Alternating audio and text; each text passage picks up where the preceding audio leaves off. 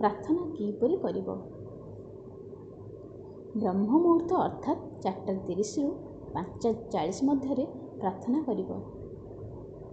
ସୁଖ ଆସନରେ ବସିବ।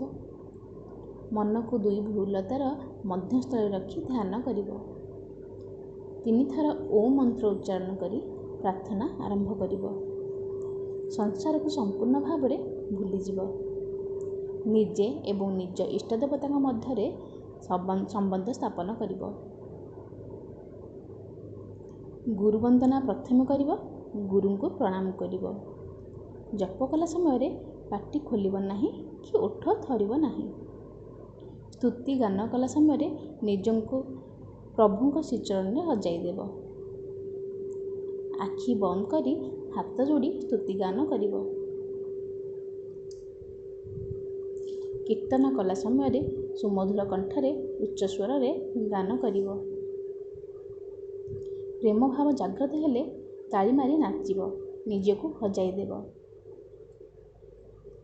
ବ୍ୟକ୍ତିଗତ ପ୍ରାର୍ଥନା ଠାରୁ ସମୂହ ପ୍ରାର୍ଥନା ଓ ସମୂହ ପ୍ରାର୍ଥନା ଠାରୁ ଦେବ ମନ୍ଦିରରେ ପ୍ରାର୍ଥନା କଲେ ଅଧିକ ଫଳ ମିଳିଥାଏ।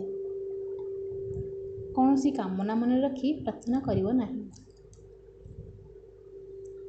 ପ୍ରାର୍ଥନା କଲା ସମୟରେ ମନରେ ଭାବିବ, ମୁଁ ମନୁଷ୍ୟ, ମୁଁ ଶୁଦ୍ଧ ପୁତ୍ର ଆତ୍ମା, ମୁଁ ପରମାତ୍ମାଙ୍କର ଅଂଶ ସ୍ୱରୂପ।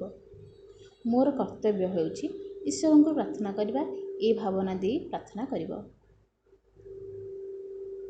ପ୍ରାର୍ଥନା ଶେଷରେ ପ୍ରଭୁଙ୍କୁ ଜଣାଇବ, ହେ ପ୍ରଭୁ, ତୁମ୍ଭେ ଜଗତର ମଙ୍ଗଳ କର, ସମସ୍ତଙ୍କୁ ସୁଖୀ କର, ଧର୍ମର ଜୟ ହେଉ, ପାପର କ୍ଷୟ ହେଉ।